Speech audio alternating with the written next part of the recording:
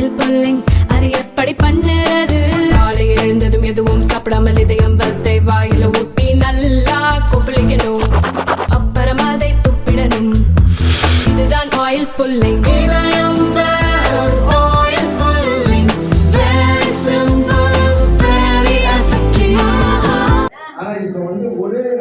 மக்களை சந்தித்து மக்களை நாடி மாவட்ட நிர்வாகம் வர சாதனையை நம்முடைய முதலமைச்சர் செய்து கொடுக்கிறார் என்பதை மகிழ்ச்சியுடன் தெரிவிக்கிறேன்.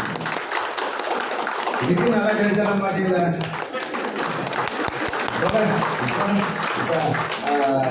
செடியை நல்லா கை தட்டுமே பார்த்தா கல்லெல்லாம் பார்த்தா கட்சியாக தான் தட்டுறோம், வாங்குற கையெல்லாம் தட்ட மாட்டேன்.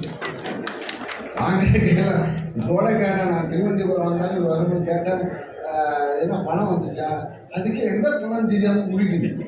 அதான் நிறைய பணம் வாங்கிட்டு இருக்கேன்.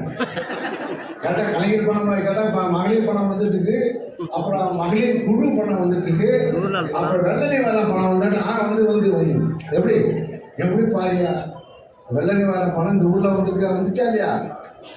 சொன்ன மாதிரி மகிழ்ச்சியா சொன்னால் நல்லா இருக்கும். வந்துச்சா இல்லையா? ஆமாம், வீடு தேடி எல்லாம் பையும் போர்வையும் பையும் அரிசியும் அதே போல் பணமும் அங்கே வந்து கொடுத்தாங்க. இதுதான் இந்த ஆட்சியுடைய சாதனை என்பதை தெரிவித்துக் கொள்கிறேன். இதையெல்லாம் இங்கே இப்போ சொல்லி நினைப்பு போட்டால் அதுக்கு மீறி இப்போ மக்களுடன் முதல்வர் என்ற ஒரு திட்டத்தை துவக்கிற நிகழ்ச்சியிலே உங்களெல்லாம் சந்திக்கக்கூடிய ஒரு வாய்ப்புக்கு நன்றி தெரிவித்துக் கொள்கிறேன்.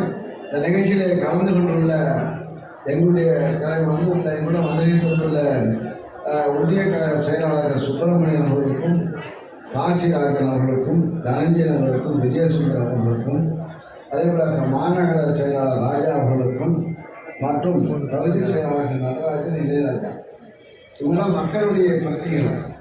ஆக இதெல்லாம் நல்ல செய்தி இது கூட இந்த திட்டம் இந்த பத்திரிகை என்ன வைக்கல. இப்போ 4 வருஷமாக நாங்கள் 4 வருஷம் முடிவு பண்ணிட்டோம். நாங்களே மந்திரி யாராச்சும் ஆனதுன்னு தெரியல, இப்போ 4 வருஷம் முடிஞ்சதுன்னு தெரியல. நீங்கள் போன ஆட்சி இந்த ஊரில் அமைச்சர் இருந்தாலும் அவர் இப்போ இந்த ஊரில் அமைச்சர் 10 வருஷம் இருந்தாலும் அவர் அடிக்கடி பார்ப்பீங்களா? சொல்லுங்க ரவி, சொல்ல மாட்டியா? இப்போ அடிக்கடி உங்களை தொல்லை பண்ணுறோமா இல்லையா? அடிக்கடி வரீங்களா? அடிக்கடி வந்து அடிக்கடி பார்த்து அடிக்கடி ஆமாம் டீ கடை நான் திருவனந்தபுரம் டீ கடை தான் வந்திருக்கேன். அப்போ ஆக எல்லாம் இப்படி பார்த்து பார்க்கும்போது செய்தி அதுதான் நாங்கள் கொடுத்துக்கிட்டுருக்கோம். ஆக அந்த அளவுக்கு உங்களை மக்களுடன் மக்களாக சந்திக்கக்கூடிய ஒரு நிகழ்வு. அதன் மூலமாக இப்போ நம்முடைய மாவட்டத்திலே இப்போ கிட்டத்தட்ட இங்கு நகராட்சி மாநகராட்சி ஆகிய இந்த பகுதிகளிலே முகாம் நடத்த வேண்டும் என்று அறிவித்து 5/1/2024 அதாவது 18/12/2023 5/1/2024 வரையில் 60 முகாம்கள் நடத்தப்பட்டது. 60 முகாம்கள் நடத்தப்பட்டு 30,616 விண்ணப்பங்கள், கோரிக்கைகள், கேட்கப்படாத கோரிக்கைகள்லாம் வந்தது. இதே போல அமைப்பு, இதே போல அதிகாரிகள் எல்லா துறையை சார்ந்த அதிகாரிகள் இருந்து அவர்களிடம் இந்த பெட்டிஷனை இந்த படியேறி கொடுக்கக்கூடிய ஒரு சூழ்நிலை இல்லாமல் உங்கள் ஊருக்கே வந்து உங்கள் பகுதிக்கே வந்து இந்த முகாம் மூலமாக 30,616 மனுக்கள் பெற்றிருக்கின்றது. மக்களிடம் முதல்வர் இந்த முகாம் கிராம பகுதியில் அந்த முகாமிலே கிட்டத்தட்ட 11/7/2024 30/8/2024 வரை 91 முகாம்கள் நடத்தப்பட்டு அந்த முகாம்களில் கிட்டத்தட்ட 57,209 முகாம் நடத்த விண்ணப்பம் பெறப்பட்டிருக்கிறது. ஆக ஒட்டுமொத்தமாக 81,825 இங்கே விண்ணப்பங்கள் கோரிக்கை ஏற்று வந்திருக்கிறது.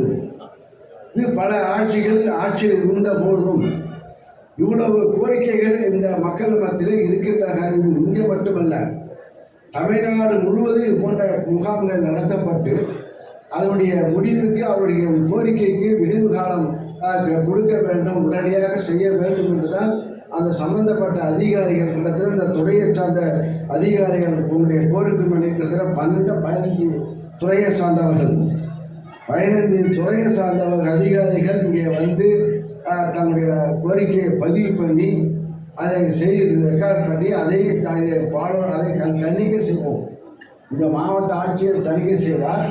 அதற்கு பிறகு தலைமை செயலகத்தில் அந்த அதிகாரிகள் அதை தலைமை செய்து இந்தந்த கோரிக்கை என்ன ஆச்சு நீங்கள் பார்த்தாலும் அதை கேட்டுக்கொண்டே இருப்பார்கள். அதுக்கு ஒரு தீர்வு, நிரந்தர தீர்வு காண வேண்டும் என்று தான் இந்த முகாம். இப்போது இப்போ இந்த முகாமுக்கு தான் இன்றைய தினம் 5 முகாம்கள் 60 முகாம்கள் நடத்தப்பட்டு கோவை செழியன் அவர்கள் இந்த மாவட்டத்துக்கு வந்து இந்த இருக்கின்ற 9 சட்டமன்ற தொகுதியிலும் 60 முகாம்களில் அவர் கூட்டத்தை நடத்தி இது போன்ற முகாம்கள் நடந்து அதை கோரிக்கையை பெற வேண்டும் என்று தான் இப்போது தனி கவனம் செலுத்தப்படுகிறது. ஆக தனி கவனம் செலுத்தப்பாக இந்த ஆட்சியிலே செய்து கோரிக்கை வளர்ந்து கொண்டிருக்கிறது. இதுக்கு ஒரு முடிவு கிடைக்கும், வெகு விரைவில் கிடைக்கும் என்பதை நான் மகிழ்ச்சியுடன் தெரிவித்துக் கொள்கின்றேன். நாங்கள் ஆட்சிக்கு வந்தால் நாங்கள் செய்வோம், என்ன செய்வோம், எல்லாம் செய்வோம் என்று செஞ்சோம். தேர்தல் அறிக்கையிலே சொன்னால் அதை நிறைவேற்றப்பட்டு இப்போது மக்கள் மத்தியில் திட்டங்களாக வந்து கொண்டிருக்கிறது. நாங்கள் ஆட்சிக்கு வரும்போது அதிலேயும் இப்போ அந்த கோரிக்கை மகளிர் உரிமை திட்டம், நாங்கள் ஆட்சிக்கு வந்தால் மகளிர் உரிமை திட்டம் கொடுப்போம் என்று சொன்னோம். 1,16,00,000 பெண்களுக்கு இப்போ மகளிர் பணம் மாதம் வருகிறது. அந்த வகையிலே கிடைக்காத பெண்கள் இப்போது கோரிக்கை வைத்திருக்கின்ற விண்ணப்பத்தை பதிவு செய்ய வந்திருக்கின்றவர்கள் கை தூக்கு. அந்த பணத்தை கிடைக்காதவர்கள், பணம் கிடைக்கல, இப்போ பணம் வாங்கினவங்க கை தூக்கு. மாதம் வந்து 1000 ரூபா பணம் வந்து கை தூக்கு. கை நல்லா தூக்கு, வைக்கப்படாத. எப்படி பாரு பணம். இந்த திருவந்திபுரம் கிராமத்தில் இந்த ஊராட்சியில் இவ்வளோ பேர் மகளிர் பணம் மாதம் இத்தனை மாதம் பணம் இதுவரை எத்தனை மாதம் பணம் வந்திருக்கு?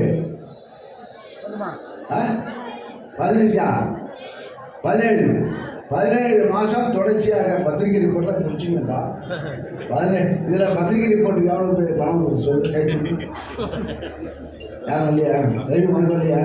நீ துபாய் கேஸு வருதா ரவிக்கு வருதான்னு சொல்ல. வருகிறது உனக்கு வந்தாடா வருதா? நல்லா மகிழ்ச்சியாக சொன்னடா. வருது. உனக்கு வீச உனக்கு வருதா? நீட்டு பணம் 1000 ரூபா பணம் வருதா? நீ பென்ஷன் தான் குமார் உனக்கு. ஆமாம், நீ முதலாளி இன்கம் டேக்ஸ் காட்டுறவன். அவன் இன்கம் டேக்ஸ் காட்டுறவன். இது எம்ப்ளாயி, ரிட்டையர்டு எம்ப்ளாயி, அது வராது. இன்கம் டேக்ஸ் கட்டாதவன் உனக்கு அவன் பேரெல்லாம் வந்து அவர் ரதீஷ் திருவந்திபுரமா பழனிவேலுமா அந்த எம்புதூர் தானே? ஆமாம், எம்புதூர் உனக்கு வந்து இன்கம் டேக்ஸ் இல்லை, அதெல்லாம் பணம் வரும். இதுதான் அரசுடைய திட்டங்கள். அது நம்முடைய மாவட்டத்தில் மட்டும் கிட்டத்தட்ட 5,90,134 குடும்பங்கள் காணிகளுக்கு இப்போ பணம் வந்து கொண்டிருக்கிறது. நம்முடைய மாவட்டத்தில் 7,80,000 ரேஷன் கார்டு இருக்கிறது.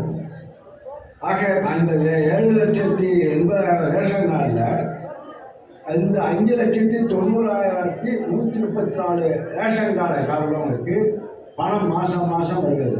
இந்த 7 லட்சம் 7க்கு இப்போ 2 லட்சம் பேர் தான் வரல. 2 லட்சம் பேர் 1,40,000 கார்டுக்கு தான் பணம் வரல. மற்ற காலேஜெலாம் பணம் வந்துக்கிட்டு இருக்கு. இதை நாங்கள் அடிக்கடி சொன்னால் தான் நீங்கள் எங்களுக்கு போடும்போது எங்களுக்கு மார்க்கு போடும்போது ஒழுங்காக போடுவீங்க. எங்களுக்கெல்லாம் மார்க்கு போடும்போது இன்னும் 1 வருஷம் இருக்குது, இன்னும் 1 வருஷம் இருக்குது, எங்களுக்கு நல்ல மார்க் போடுவீங்களா போட மாட்டீங்களா? போடுவீங்க. பார்ப்போம் எப்படி என்ன செய்ய போறீங்கன்னு தெரியுமா பார்ப்போம். நாங்கள் மழையாக இருந்தாலும் இந்த கேன்பேட்டில் வந்து நாங்கள் வந்து ஒரு 10 நாள் இப்போ காவடி தூக்கணும். 10 நாளுக்குமா எத்தனை நாள் பிஎஸ் செல்வராஜ் எங்கண்ணா செல்வராஜ் பண்ணிடு. 10 நாள் இந்த கேன்பேட்டில் நாங்கள் மழை வெள்ளத்தால் பாதிக்கப்பட்ட மக்களுக்கு நானும் கலெக்டர் பிஆர்ஓ தாசில்தார் எத்தனை நாள் நடந்தார், பிடிஓ எத்தனை நாள் நடந்தீங்க. இங்கே வெள்ளத்தால் பாதிக்கப்பட்ட மக்களுக்கு நாங்கள் நேரடியாக வந்து களத்தில் நின்று பணியாற்றினோம்.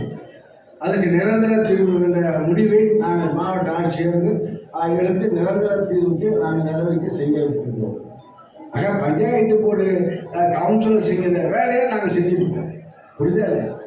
அதான் எங்களுடைய அரசு முதல்வர் அவர்கள் அந்த வேலையை எங்களுக்கு அவர் செய்து கொண்டிருக்கிறார்கள்.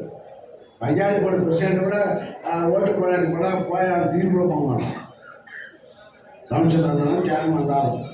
ஆனால் முதலமைச்சர் அவர்கள் அவர் கவனம் செலுத்தி வாக்களித்த மக்களுக்கு அவர் முதல்வராக இருந்தாலும் அவர் கடுமையாக சுற்றுப்பயணம் செய்கிறார்.